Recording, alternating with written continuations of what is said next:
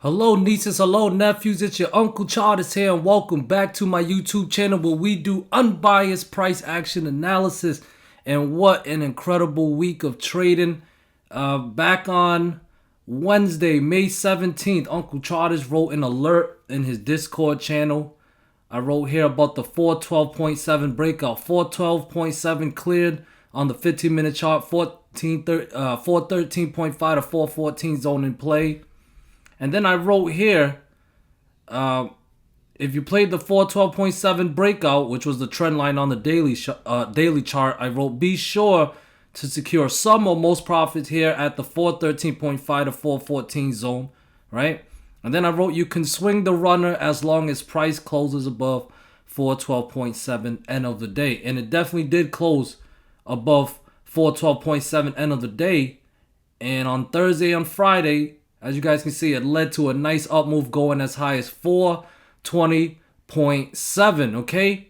And we didn't even have to call the top because even yesterday, we had a nice move to the downside. I had that 420 level intraday, and then we had the breakdown of 420, which I alerted in the group, and it triggered a nice move to the downside to the 417.5-ish level and the 418.2-ish level. Oh. One second, guys. Somebody is calling Uncle Charles. Hello, this is Uncle Charles. Hey, Jordan Belfort. Jordan Belfort? Which Jordan Belfort? I take Quaaludes 10 to 15 times a day for my back pain. Oh, that Jordan Belfort. Yeah. What made you call Uncle Charles? Well, reason for the call today is something just came across my desk. It is perhaps the best thing I've seen in the last 6 months. If you have 60 seconds, I'd like to share the idea with you. You got a minute? Oh, no, I'm not interested in that. All right, I'm not interested. Uncle Charles strictly trades the SPY and occasionally Triple Q and the Tesla. That's it. Your profit on a mere $6,000 investment would be upwards of $60,000. I don't give a damn. I don't need none of that stuff. I don't give a damn. I never ask my clients to judge me on my winners. I ask them to judge me on my losers because I have so few. Yes, I'm sure you only have a few. Goodbye, Mr. Belfort. Anyway, sorry about that, guys. I had a phone call from a very unimportant person. You know, a lot of these wolves on Wall Street, they like to prey on us sheeps. But us sheeps, we must remain strong and faithful to the price action. Bah! But anyways, before I got rudely interrupted, guys, we did get a couple of bounces from that 417.5-ish level. You know, and around this zone on Thursday was a sell zone. We broke out. We cleared this critical level, which triggered a nice move to the upside. But on Friday, yesterday, it bounced a few times. You can see these long wicks on this 15-minute candle. So we know that there's buying pressure there. There's buy orders there, all right? So, as I always say, for me to trust a bounce, it needs to clear resistance, all right? So, as far as Monday goes, all right, if you want to stay bullish, 417.5 must continue to hold as support because that's where we got some of these bounces. For it to avoid being a dead cat bounce, one, it needs to stay above that 418.2 level, okay? That is the 23.6 fib level all the way from March 2020 low to all-time high, okay? You can see the pink line from March 2020 low to all-time high. Okay, so it must stay above 418.2 and preferably recapture this 420 level. If we want some higher highs, we got to recapture this 420 level. All right, so above 417.5, I wouldn't get bearish just yet. I would stay long or look to long above 418.2, and especially if 420 recaptures. You can see on this 15-minute chart that once we lost that 420 level, we triggered a nice move to the downside. So is this chopping, it building strength for more downside or upside? Okay, we will see. But 420 must recapture for that gap fill at 422 and above 422. I would favor a test of 425 and possibly 427-ish and 429.6 to 430-ish. Okay? But if you want to get bearish, I would definitely short or try a short below 417.5. Remember, we had that breakout, okay, for May 17th. from that blue trend line. Let me go closer. All right, we had that breakout for May 17th. All right, the back test of that is around 411-ish. And it also happens to be based on this blue trend line here from March 13th low to May 4th low. Okay, the breakdown of that blue trend line is also 411. So 411, anything above 411, right now, we're going to consider it a healthy pullback. All right, keep in mind, guys, we've been on the SPY's been on an uptrend, I mean, since October 2022 low. All right, so while there's money to be made to the downside, there's money to be made to the upside, and vice versa. All we got to do is play these levels. As of right now, if we do pull back some more and break down 417.5, I would favor a test of 414 and 411. We can make money on that. It doesn't mean I'm bearish just yet, but I'll still short it if the setup is is bearish. I don't care. Okay, that's how sheeps trade. But if we want to be leaning bearish, it's for the medium term, especially for a swing trade for puts or shorts, below 411 must be lost. That 411 support level must be lost. So 417.5, look to short.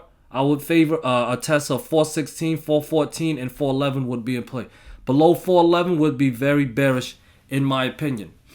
Okay, so 417.5 on Monday is my equilibrium level. Above, stay long, but look to long above 420.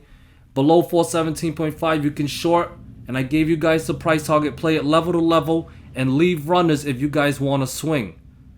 All right, go for those base hits and build the consistency.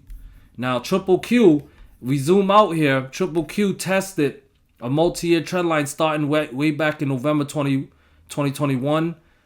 A test here on December 28, 2021, and we got that third and fourth test on Thursday and Friday. All right, guys. Now look at here. This is interesting. It could be a top forming.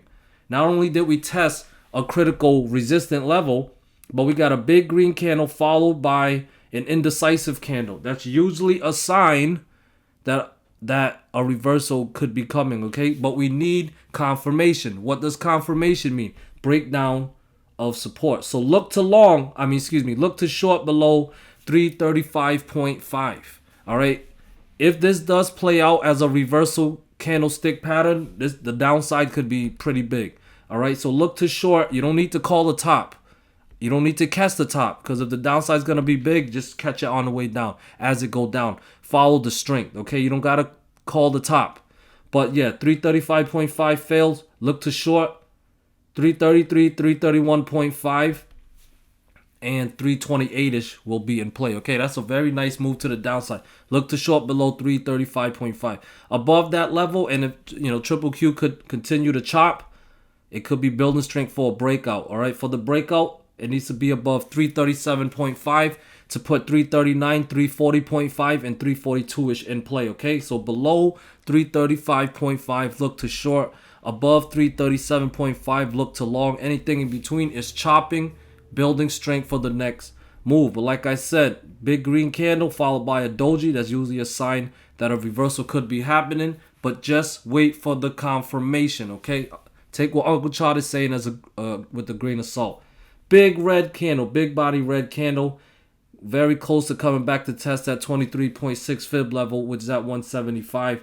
Guys, if it breaks down 175, look to short. It needs to recapture 177.5 to put 179 and 180-ish back in play. Okay, above 180, we could go for the gap fill at 181.5. Okay, gap fill all the way back from March 9th. Very simple, okay? 175 breakdown, look to short. 177.5 recapture, look to long. Anything in between is chop. You can play scalps or you can just sit on the sideline. Tesla. Now look at here, this orange line right here, that's the 50 daily moving average. Tesla recaptured the 50 daily moving average. Okay, that's a big deal. 50 daily moving average is at 178. So if Tesla drops back below 178 on Monday, that is a false breakout setup. Look to short with 176, 174, and 172.5-ish in play. It could drop down lower. As long as above 178, above the 50 daily moving average, we could be going for the gap fill at 184 with 187.5 and 190 above that. Apple, not quite a dark cloud candle, but overall that gap up and the sell down right there, not quite bullish. Okay, Apple's gonna need a gap up or something come Monday. Especially it needs to get above 176.5 to stay bullish. If it breaks down 174, we could see some downside down to 172.5 and 170.5. Now 170.5 is based on the orange trend line that has kept Apple in an uptrend all year. It needs to break down. 170.5 breaks down, bears take over control. Above 176.5, 178, 180, and 183 is in play. DXY is testing that breakout of that green trend line, okay? It's testing it. Let's see if it can stay above 103.2. If it does, and if it can clear 103.6, that's bullish. 104.1 and 105.3 are in play. Now on Monday, if it's below 103, that's bearish. 102.7 is next support with 102.1, 101, and 100.8. The VIX gave us a nice little bounce, but it's still below that 5 daily moving average, which is around 17. Clears 17. That would put 18.3 back in play. Now you see all those strong rejections from 18.3. VIX needs to cancel all those sell orders, get above 18.3 to put 19, 20, and 21.3 in play. Above 18.3 would be bullish. Otherwise, it's either bearish or it's choppy. All right, which if it's choppy or bearish, not really tradable. I mean, you can short it, but I don't know how much lower VIX will go down. There is support at 15.8 with 14.7 and 14 below it, okay? Above 17 and 18.3 is bullish. Now, here is dog pool order. We have 5.3 billion at the 419.2 level. We also had 2.5 billion at the 420.2 level. And SPY dropped below that, okay? So if SPY can break down 417.5 tomorrow, on Monday, that'll be very bearish. And combined with this dark pool order right here, it could be sells from the institution side, okay? So just something to consider. But if SPY can get above 419.2 and 420ish, that would put the favor for the bulls, okay? Now we'll look at the option flow for the SPY, filter for 500k premiums or above. Overall bullish as far as yesterday goes, okay? Now this is for all expiration day. We look at 1 month out. 1 month out is still also bullish, okay? QQQ,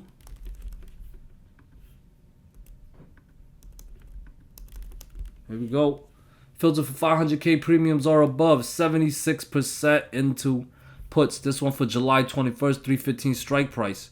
Interesting. Okay, that's puts. Over 5,000 in size. All right, triple IWM is next.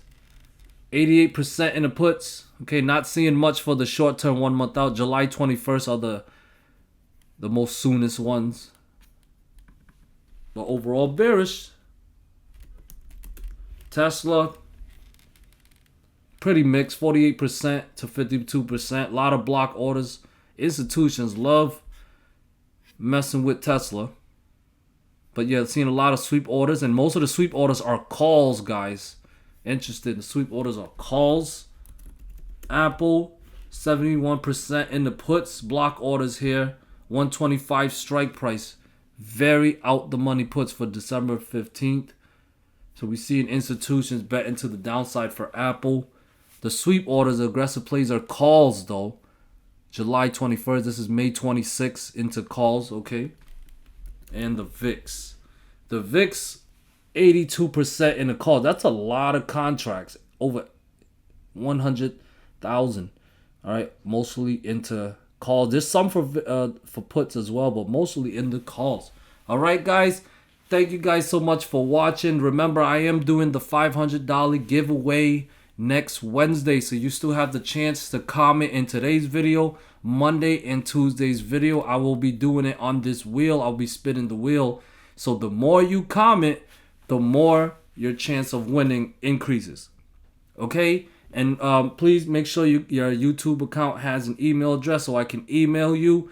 I usually send the money. I have Cash App, and I also have Zelle because I have Bank of America. So hopefully you guys have either Cash App or Zelle. If not, we can figure it out through the email. We'll communicate, okay, guys? So make sure you comment. I'll add your name. The names are building up, but I'll add your name to the list. The more you comment, the more your name get added to the list. And Wednesday, I will be releasing the winner for the $500 giveaway. Thank you guys for supporting Uncle Chartis. Peace.